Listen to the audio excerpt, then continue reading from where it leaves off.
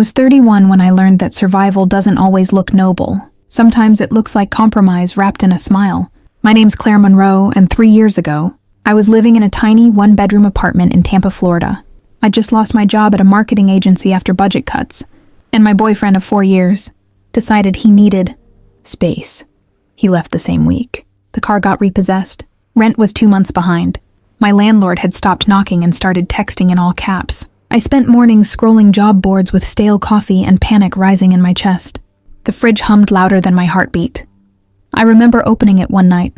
Half a lemon, expired yogurt, and a single slice of bread. I laughed so I wouldn't cry. I wasn't lazy. I applied to over 60 jobs in 3 weeks. Temp agencies, data entry, receptionist, anything. But rejection emails became background noise. Then one night, scrolling Craigslist at 2 a.m., I saw it. Personal assistant needed. Private household. Discretion required. Generous pay. Must be articulate, organized, and open-minded. No address. Just an email. I stared at the words open-minded until my screen dimmed. My gut whispered don't, but my desperation screamed try. I sent a short note and my resume. Didn't expect a reply. The next morning, I got one. A man named Julian Blackwell, early 40s, investor, lived on the water, asked me to meet him for an interview at a private office downtown.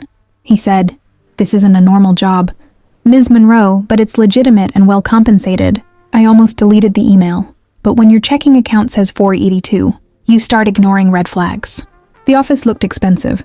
Glass walls, white orchids, a view of the bay. Julian stood when I entered. Tall, tan, expensive suit, the kind of man who didn't check price tags. He offered coffee, smiled like someone used to getting what he wanted. "You're nervous," he said. "A little," I admitted. "You should be," he replied softly, not unkindly. Then he told me the truth. He wasn't hiring a typical assistant. He wanted a companion, someone who would accompany him to events, dinners, fundraisers, and yes, sometimes travel weekends. No physical relationship required, but there'd be moments of intimacy, emotional, conversational, sometimes public affection for show. In exchange, I'd earn $8,000 a month, all expenses paid plus wardrobe. My throat went dry. I asked, "You mean like an escort?" He met my eyes. "Not in the way you think. I don't want to buy you, Claire. I want someone real beside me, not another socialite with a fake laugh. You'd help me look grounded, and I'll help you rebuild your life." I should have left. Instead, I said, "I need to think about it." He nodded. "Of course. But if you say yes, the offer begins immediately." That night, I lay in bed staring at the ceiling fan, counting reasons to say no. Pride, fear, dignity. But each one sounded small compared to the eviction notice taped to my door. By sunrise, I texted him one word. Yes. The first month felt like stepping into someone else's life. Julian sent a car to pick me up, and suddenly I was living in a waterfront condo with marble floors and a closet, full of dresses I hadn't bought. A stylist came twice a week. His assistant managed my schedule. My only job was to show up, beside him, polished, calm, composed. We went to charity dinners, art auctions, rooftop parties. I smiled on cue, made small talk with people who smelled like old money and champagne. Julian never crossed a line. He was polite, funny, even gentle sometimes. But behind his kindness, there was distance, like he'd built a wall no one was meant to climb. The first time he asked me to stay overnight, he did it with a question, not a command. "Claire, would you be comfortable staying here tonight? There's no expectation, I just don't want to eat alone." He looked almost fragile in that moment. So I stayed. We ate takeout on the balcony, the city lights reflecting in the bay. He told me about his late wife, a car accident 5 years ago, and how silence had become heavier than grief. I listened. Didn't speak much. Sometimes people don't need answers, just presence. Weeks turned into months. My bank account filled. I paid old debts, sent money to my younger sister for college. But with each dollar, guilt crept closer. I wasn't doing anything wrong, not technically. Still, when people asked what I did for work, my throat tightened. Consulting, I'd lie. Then one evening, everything shifted. We were at a black tie gala for a cancer foundation. I wore a navy gown that shimmered like midnight water. Halfway through the night, a woman approached. Mid-30s, blonde, flawless. She kissed Julian's cheek, turned to me and said, "So this is your new project?" Her tone cut sharper than glass. Julian's jaw tightened. "Vanessa, please." She smirked. "Don't please me. You replace grief like you replace cars." He left the table. I followed him outside to the terrace. His hands trembled as he lit a cigarette. "That was my sister-in-law," he said quietly. "She thinks I dishonor my wife's memory by moving on." I wanted to comfort him, but something in his eyes stopped me. They weren't sad. They were empty. Later that night, he said, "Claire, I need you to understand something. You're not a placeholder, but I don't know how to love anymore. I just know how to keep people from leaving." And I realized I wasn't saving him. I was part of his cage. I told myself I'd quit after one more paycheck.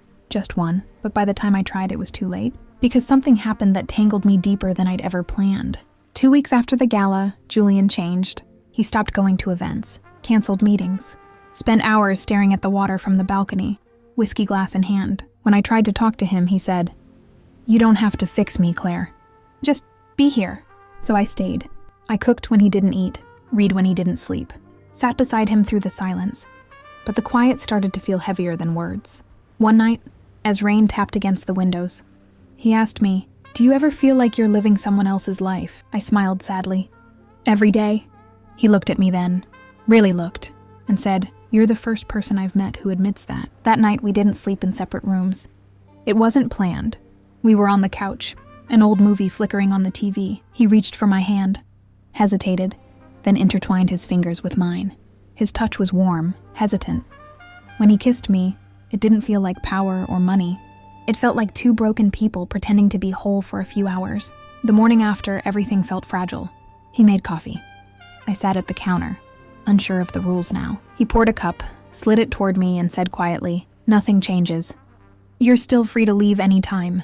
But leaving didn't feel that simple anymore.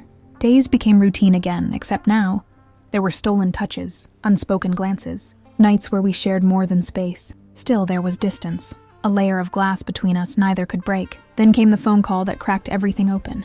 He was on a business trip in Chicago. I was at the condo when his assistant, Sabrina, called. "Claire," she said, voice trembling. "Julian's been in an accident. Car crash. He's alive, but critical." The world tilted. I was on the next flight. At the hospital, machines beeped steadily beside him. His face was pale, stitched, motionless. I sat by his bed, held his hand, whispered things I never said when he could hear me. 2 days later, he woke. His first words were, "You came." "I wasn't going to let you do this alone," I said, trying to smile. His recovery was slow. Physical therapy, endless paperwork. I stayed. His family didn't visit much, except Vanessa, who came once, stood in the doorway, and left without a word. One afternoon, while I was helping him walk, he stopped and said, "You know, I didn't expect you to care." I looked up. "Why wouldn't I?" He gave a tired laugh. "Because I paid you to." It hit like a slap, not cruel but honest. That was our truth, buried under comfort and pretending. That night I sat on the balcony long after he went to bed. The sky was clear, moonlight shimmering over the bay, and for the first time, I admitted it to myself. I loved him. Not for his money, not for the life he gave me, but for the quiet moments when he forgot to hide his pain. But loving him meant losing myself, because our story was built on a contract, not a heartbeat. A week later, I told him I needed to leave. He didn't argue, didn't beg, just nodded, eyes glassy. "Where will you go?" "I don't know," I said. "Maybe that's the point." He took a deep breath. "Before you go, there's something I want to give you." He handed me an envelope, thick, heavy. Inside was a check for $100,000. I shook my head. "Julian, no. I can't." "You can," he interrupted softly. "Because you earned it. Not for the dinners, not for the appearances. For staying when everyone else left." Tears burned my eyes. "I don't want your money." He smiled faintly. "Then don't think of it as money. Think of it as freedom, something I never learned how to give myself." I left the next morning, packed a suitcase, left the dresses hanging. The driver dropped me at the airport before sunrise. I didn't look back. 6 months later, I was living in Nashville. Found a small apartment, started working as a marketing consultant again. Real job this time. Paid my own rent, cooked my own meals. Freedom tasted like black coffee and quiet mornings. I never cashed the check. It sat in a drawer for months, until one day a letter arrived.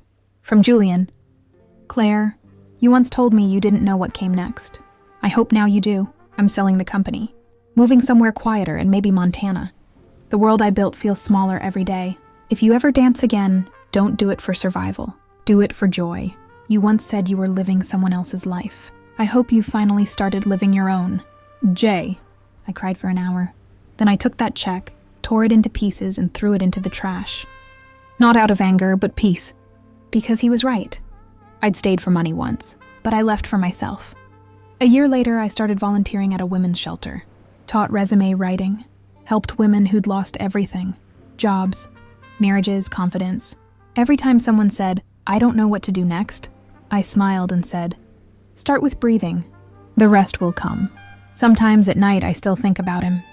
About the balcony, the moonlight, the way silence could feel like safety. But I don't regret it. Julian didn't rescue me. He reminded me that I didn't need rescuing, just a reason to stand up again. And maybe that's what survival really is. Not pretty, not easy, but a choice. To live your own life, even if it means walking away from comfort. So when people ask what I do now, I tell them, I build second chances. And when they ask how I learned, I just smile. Because some lessons are too personal for words. Subscribe and thank you.